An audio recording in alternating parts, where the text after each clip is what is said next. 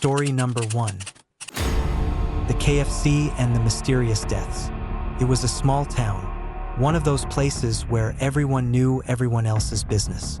And the only excitement came from the annual fair or the occasional car chase involving the local sheriff. But in the early 2000s, something far darker than anyone could have imagined began to unfold at the KFC in town. A place that, until then, had been a harmless sanctuary for greasy comfort food after long days. I remember that night like it was yesterday. It had started out like any other. I'd finished a late shift at the factory, the smell of oil and metal still hanging in my nostrils as I walked into the KFC. The place was busy as usual. The fryers hissed and popped, and the faint hum of the soda fountain added to the usual white noise of fast food chaos. I didn't think twice about it. Just another long day, another meal to get through. I took a seat near the window, as I always did, and waited for my meal. It was busy, but not unusually so. I noticed a few familiar faces in the crowd. Jim from the gas station, Mrs. Langford from the library, and a couple of teenagers who had probably come in to grab a quick bite before heading to the movies. I didn't pay them much mind, not really in the mood to chat. But then, something strange began to happen. As I sat there chewing on my chicken, I saw Jim from the gas station suddenly stop mid-bite. His face went pale, sickly pale, his eyes wide and unblinking. He dropped his fork with a clatter and looked around the room, his breath shallow, as if he was trying to catch it.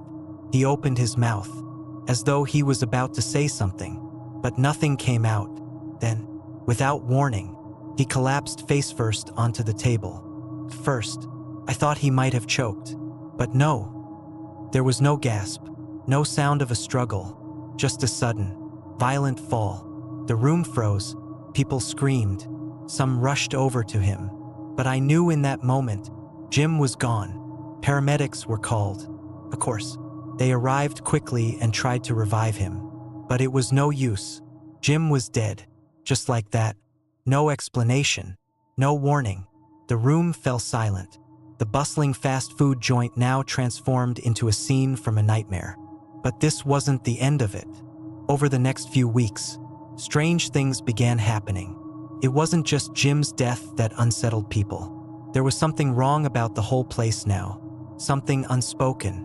The air, even when the kitchen was full of hot oil and fried chicken, seemed thick with something else, something cold. Something that made the hair on the back of your neck stand up. People began to report feeling an overwhelming sense of nausea, dizziness, and fatigue after eating their meals.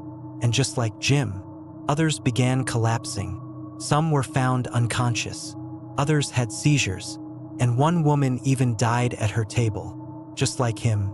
But no one could figure out why. Local doctors were baffled. An autopsy report on Jim revealed nothing unusual. No signs of food poisoning, no toxins in his system. The same was true for the others. There was nothing, and yet, something was wrong. You could feel it in your bones. Then the rumors started. Some said it was the food. Some said it was the fryer oil, that the chicken had been cooked in tainted oil that had come from a batch that was no longer safe. Others whispered about a strange gas leak that nobody had noticed. But the more the town talked, the more the stories evolved. There were whispers that this wasn't just a case of bad food or bad luck. No, they said, this place was haunted.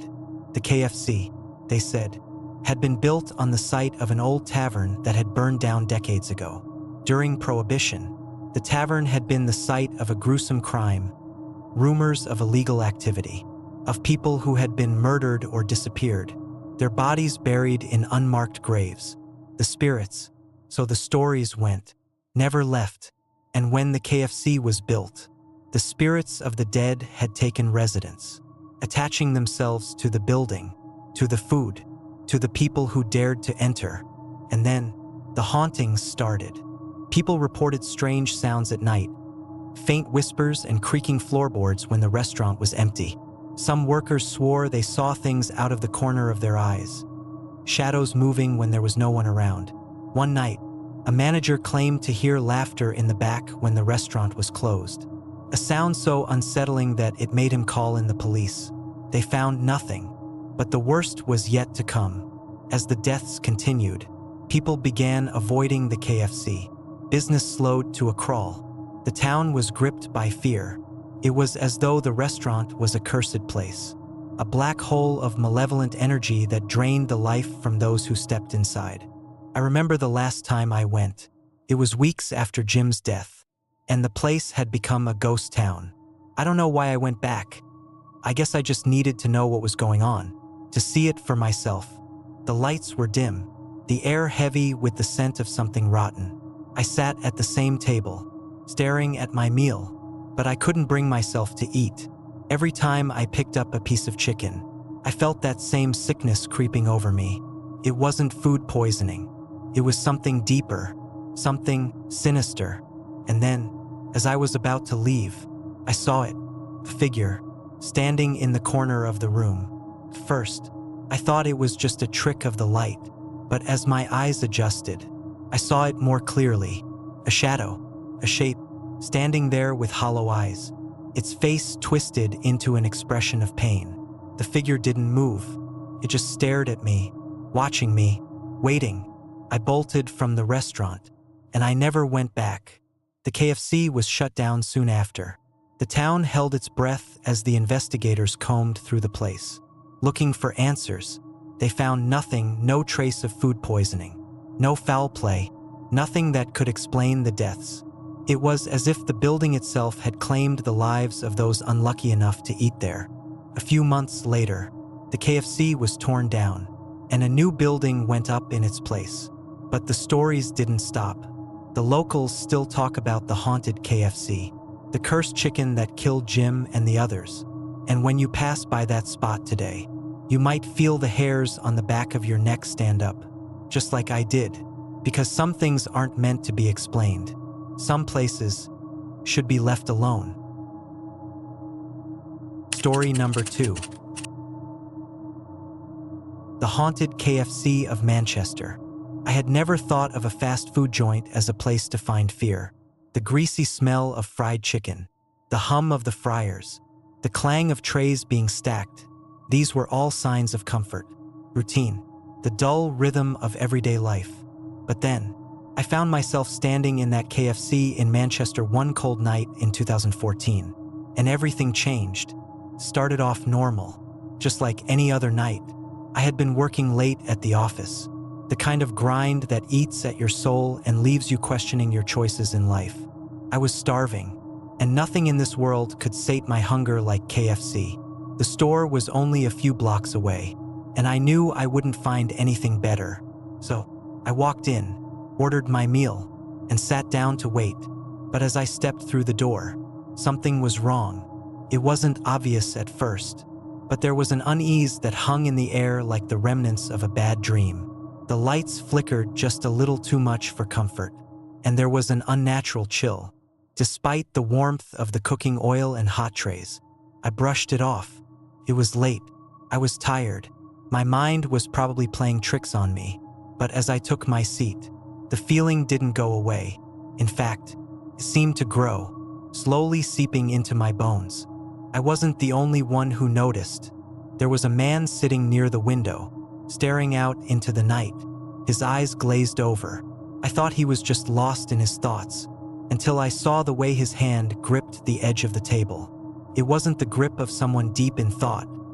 It was as if he was holding on to something, trying to keep himself from falling into something deeper, darker. Then I saw it. One of the employees, a young woman named Sarah, walked into the dining area. Her usual smile was gone, replaced with a look of sheer exhaustion. But there was something else in her eyes, something more than fatigue. It was like she had seen something that made her lose her focus, made her eyes dart nervously to the kitchen door every few seconds. I didn't know what to make of it at first, but the second the kitchen door swung open and I caught a glimpse of the back area, I felt it. The atmosphere turned thick. The air became suffocating, and I couldn't breathe.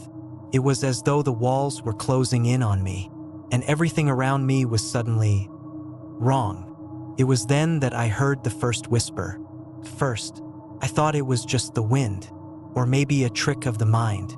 But as I sat there, I realized that the voice was coming from inside the restaurant itself, inside the kitchen. A soft, high-pitched laugh, followed by a guttural whisper. It sounded like it was coming from right behind the walls, as though the sound had been trapped for years, only now being released. I wasn't the only one who heard it. Sarah froze. The hair on the back of my neck stood up as I saw her glance toward the kitchen, her face paling. She mouthed something to another employee, someone I didn't know, but he didn't seem to notice. Maybe he had heard it too. Maybe it was nothing. But then it happened again. A loud crash followed by more laughter, distant, yet sharp and full of malice. The air seemed to thicken, and I saw that people were beginning to look uncomfortable. The man by the window was now shaking his head, mumbling under his breath like he was trying to fight off a thought, a memory that didn't belong in the present. The lights flickered again. I watched as Sarah turned and walked back toward the kitchen, her steps slow, deliberate, like she was fighting the urge to run. She opened the door, and the cold, musty air from the back hit me all at once. It wasn't the smell of food. It wasn't the grease or the fried chicken. It was something else, something rotten, like mildew or decay. I couldn't explain it, but I knew, deep down, that it wasn't just the food that had gone bad in that place. Seconds later, the sound of something or someone scraping against metal broke through the air, a loud, grating noise that came from the kitchen itself. Then, silence. I couldn't take it anymore. I stood up, my heart pounding in my chest, and walked to the counter. I couldn't even think straight, just needed to leave. But before I could step out the door, Sarah returned. She looked even worse than before, her face ashen, her eyes wide with fear. She approached me, and her voice trembled as she spoke, her words barely above a whisper. "We need to close. Something's wrong. You shouldn't be here." I was about to ask her what she meant when the lights flickered once more, and then they went out completely. It was like someone had hit the reset button on reality. For a moment, everything was pitch black, and the only sound was the pounding of my own heartbeat in my ears. But as my eyes adjusted, I saw something moving in the dark, something shifting in the shadows. A figure. I froze, unable to move, my breath catching in my throat. It wasn't just a shadow. It was a person, or at least, it looked like one. But there was something wrong with it. The shape was distorted, like it had been stretched out, its limbs unnaturally long and twisted. It moved with an eerie, fluid grace, as though it were floating rather than walking. And then came the laughter again, that same laugh I had heard earlier. But this time, it wasn't just coming from the kitchen. It was coming from everywhere. The walls, the ceiling, the floors everywhere.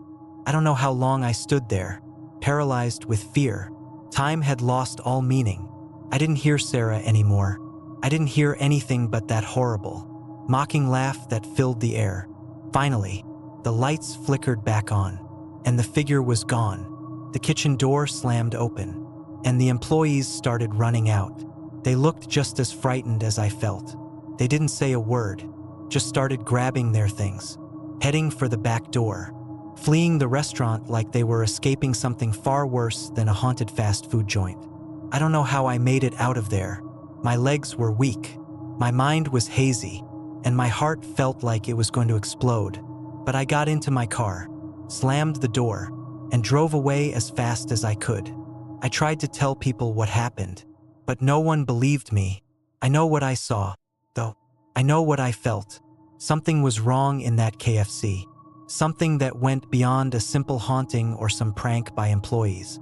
I didn't go back to that KFC, and I haven't stepped foot in one since. A few weeks later, the store closed down. They said it was due to a routine health inspection. But I know better. No one ever talks about it. But I heard whispers, strange things about the place being built on the site of an old tavern. One that had burned down in a fire decades ago. They say the spirits of those who perished in the flames still haunt the building. I don't know if that's true, but I do know this. Some things are better left alone. Some things shouldn't be disturbed, and some places should stay forgotten. Story number 3. The mystery of the fried chicken. It's funny how something as ordinary as a meal can turn into a nightmare.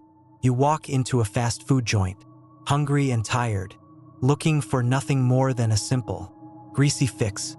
You place your order, you sit down, and you wait. It's always the same routine. But what if, one day, your order was something you never could have imagined? Something that made you question reality itself? That's what happened to me, what happened to all of us, at that KFC in 2017. I still don't know exactly what I saw that day, but the memory haunts me, and I'm not sure I'll ever be able to forget.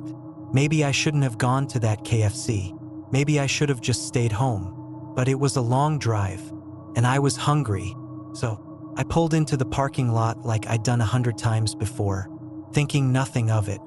I was on my lunch break. The office was a mess. Papers piling up, emails flooding my inbox, deadlines creeping closer every minute. I just wanted something quick, something easy to take the edge off. The smell of fried chicken wafted through the air as I walked in, and I was grateful for the comfort of that familiar scent. The restaurant was packed as usual, people chatting, kids running around with greasy fingers. The place had that distinct fast food atmosphere, the mix of oil and salt hanging in the air. I stepped up to the counter, ordered my usual, a 2-piece with mashed potatoes and a biscuit, and waited for my number to be called. It wasn't until I got my tray and sat down that things started to feel strange. I unwrapped the paper around my chicken, expecting the usual crispy, golden skin, the tender meat inside. But as soon as I saw it, I froze. It didn't look like chicken. The shape was wrong. The flesh was pale, almost sickly. There was something off about it, something that made my stomach churn before I even took a bite. But I was hungry. I had to eat, didn't I? I took a closer look, and that's when I saw it. The chicken leg. It wasn't a leg at all. It wasn't a wing, or a breast, or anything that even remotely resembled what I had ordered. It was something else. It looked like a human hand. Not a real human hand, of course, but it had the shape. The fingers were too long, the skin too smooth. There was an odd, twisted sort of structure to it. The knuckles too large, the nails too pointed, and the texture, it didn't feel like chicken. Felt wrong, too soft, too malleable. I stared at it for what felt like forever, my mind struggling to comprehend what I was looking at. My hands shook as I picked up the piece, feeling the weight of it, the coldness of it, as if it were somehow alive. I tried to convince myself it was just a bad batch, some sort of mistake in the kitchen, a bizarre coincidence. But then, something worse happened. I heard a noise. It was a faint sound at first, almost like a whisper, but then it grew louder, clearer, more distinct. It came from the chicken. It was almost as if the hand was breathing or moving. I dropped it. The tray rattled as the strange piece of meat bounced on it, and I stepped back, my heart racing. That's when the employee at the counter came over. She was young, probably in her 20s, wearing the standard red KFC uniform with her name tag on the left. Her name was Kelly. She had a smile that looked too practiced, too forced, like she'd seen too many people like me. People who'd had enough and were about to snap. "You okay, sir?" she asked, her voice sounding too calm for the situation. I must have looked like I'd seen a ghost because she stepped back and glanced at the tray. Her face turned pale. She didn't have to say anything. She just nodded, as if she knew, as if she'd seen this before. "I'll call the manager," she said quietly, walking away. But before she could even make it to the kitchen, I stood up, grabbed my things, and left. I didn't say anything to anyone. I didn't look back. The walk to my car felt like it took years. My hands were slick with sweat, my mouth dry, the taste of something foul still lingering in the back of my throat. I drove home in a daze, the image of that hand imprinted in my mind like a brand. What the hell had I just seen? What had I just touched? I couldn't tell anyone. I knew what they would say. "Oh, it was probably just some weird piece of chicken. Nothing to worry about." But I knew something was terribly wrong. I didn't go back to that KFC. Of course, no one did. The place shut down a week later, and no one knew why. Some said it was just bad business, a bad location. Others said it was because of a health inspection issue. But I knew the truth, even if no one else did. But the most unsettling part, the part that still keeps me up at night, the next day, I started hearing rumors. Other people, other customers, had experienced the same thing. The same hands in their chicken, the same twisted, wrong shape, the same disturbing texture. Some said they'd even heard the whispers too. But it didn't stop there. Someone even posted a photo online. And that's when everything went viral. The image showed the hand, clear as day. His fingers spread out like it was trying to grab something. It was like a piece of meat, but not. The flesh looked unnatural, almost synthetic. The image spread like wildfire, and soon people were calling it the KFC hand. And rumors began circulating that the fast food chain was hiding something, that the meat wasn't from any chicken at all. There were even theories, crazy ones, about some conspiracy involving genetically modified animals or strange experiments. I don't know what to believe anymore. All I know is that I saw what I saw, and I'll never eat fast food again. But that's not the worst part. The worst part is what I discovered a few months later, when I tried to forget it all. I was scrolling through some old photos on my phone when I came across one I didn't recognize. It was a picture I had taken in the restaurant that day of my meal. But when I zoomed in on the chicken, there, on the plate, behind the hand, was something else. A face with hollow eyes, contorted into a grimace, staring up at me from the plate. It was faint, almost like a shadow, but it was unmistakable. A face that had been hidden beneath the flesh of the chicken. A face that had somehow been embedded there, as if it had been waiting for someone to look closely enough. I don't know who or what was behind it. I don't know what kind of sick joke it was, or if it was something more sinister. But I do know one thing for sure. I'll never eat another piece of fried chicken again, because I'm not sure if what I saw that day was truly the end of the story, or just the beginning.